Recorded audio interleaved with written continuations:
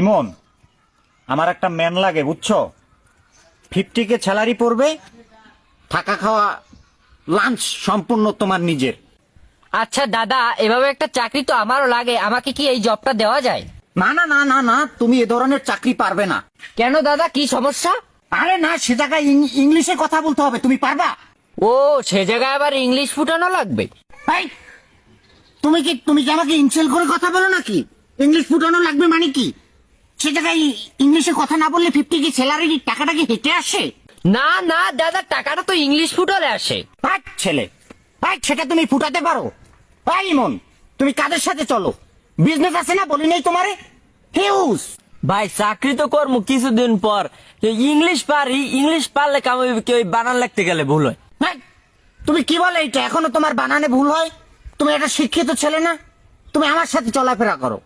Huge.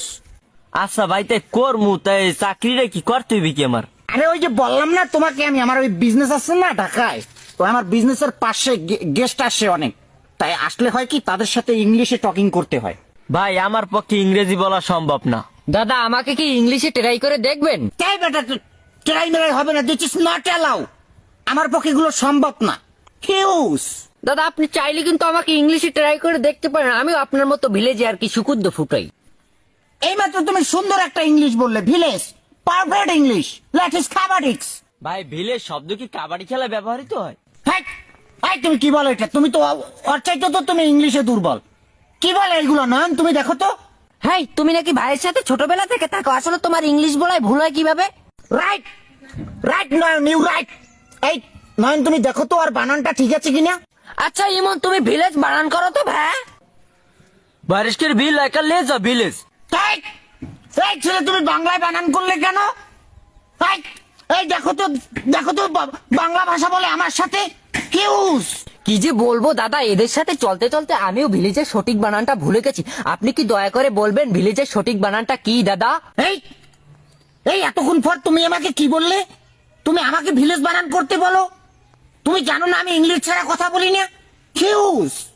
Use দিমু তোর হো গায়ে হালা। এই রাখো তোমার বানান। হিউজ। আজকে যে জায়গায় যাই সে জায়গায় একটা ঝামেলা। গেলাম দোকানে, সে জায়গায় বললাম কাপটা গরম পানি দিয়ে ধৌত করে আমাকে একটা চা দাও।